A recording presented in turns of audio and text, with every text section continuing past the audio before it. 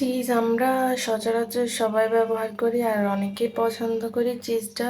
বিশেষ করে যখন বার্গারে তারপর পিজার মধ্যে দেওয়া হয়, খুব ভালো লাগে। এই একই রকম চিজ যদি আমরা অন্য একটা নাস্তাতে ইউজ করি তাহলে কেমন হয় চলুন দেখে নিই নাস্তাটা কি। তো আসলে এটা একটা বিকেলের স্ন্যাক্স। তো আমি সকালে বানিয়েছি, আমার আবার ঠিক ঠিকানা নেই, আমি যখন যা মন চায় তাই করি, ভালো লাগে খেতে। তো আজকে সেটাই বানালাম। তো এখানে প্রথমে আমি প্রায় 3 কাপের মতো আটা নিয়ে নিলাম। এটা চাইলে আপনারা ময়দা দিয়েও করতে পারেন। তো তেল দিয়ে দিলাম। এখানে তেলটা মাস্ট দিতে হবে। আর দিয়ে দিচ্ছি স্বাদ মতো লবণ। তো আমি তেলটা এখানে প্রায় 3 টেবিল চামচের মতো দিয়েছি, অর্থাৎ 1 কাপ আটার জন্য 1 টেবিল চামচ তেল।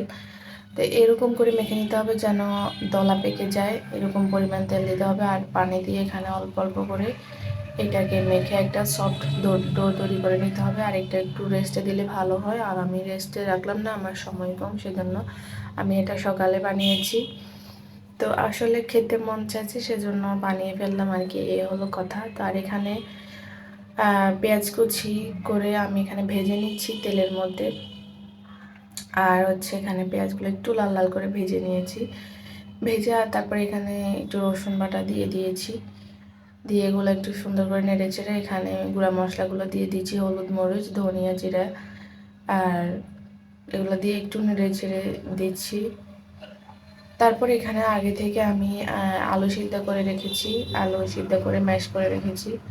তো এখানে আলু দিয়ে দিলাম। আপনারা চাইলে এখানে চিকেনও দিতে পারেন, আমার কাছে চিকেন ছিল না, চিকেন দিলে স্বাদটা আর একটু ভালো লাগে এই আর কি।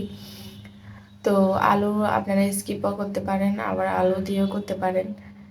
তো আমার মনে হচ্ছে আলু দিলে একটু ভালো হয় আর চিকেন দিলেও। তারপরে এখানে স্বাদ মতো একটু লবণ দিয়ে দিলাম। আর দিয়ে দেবো এখানে একটুখানি সয়া সস। সয়া সস অবশ্যই দিতে হবে। তো একটুখানি সয়া সস দিলাম আর সেখানে একটু লেবুর রস দিলাম। এখানে আমি লেবুর রস দিয়েছি, চাইলে আপনারা লেবুর রসটা স্কিপ করতে পারেন, দিলে ভালো লাগে স্বাদটা। আসলে না থাকলে না দিবেন, থাকলে অবশ্যই দিবেন। তো আলুগুলো আমি একটু রান্না করে রেখে দিয়েছি এক সাইডে। আর এখানে আমি ছোট ছোট করে রুটি বেলে, ওই আটা থেকে রুটি বেলে এগুলো হালকা সেঁকে নিচ্ছি। বেশি সাগা যাবে না, একটু সেদ্ধ হলে হবে। তো এই তো আমি রুটিগুলোতে এখন আলুর পুরটা এখানে একটু দিয়ে দেব।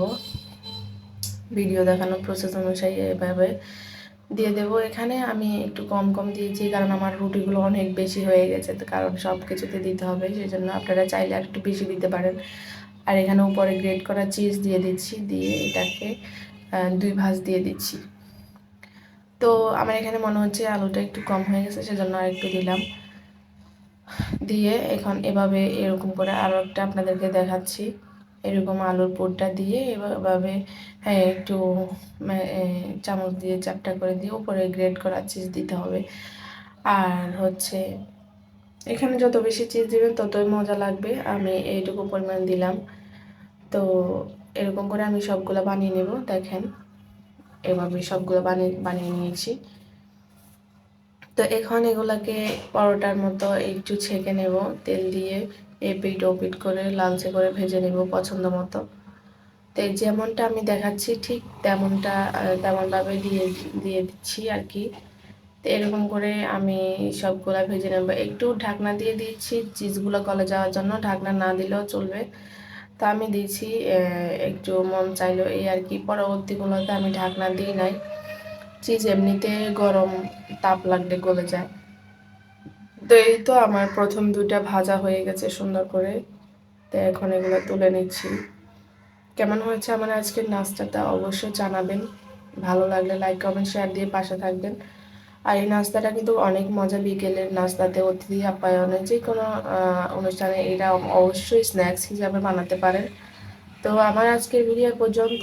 সবাই ভালো থাকবেন, সুস্থ থাকবেন, দেখা হবে আগামী অন্য কোনো ভিডিওতে। আল্লাহ হাফেজ সবাইকে।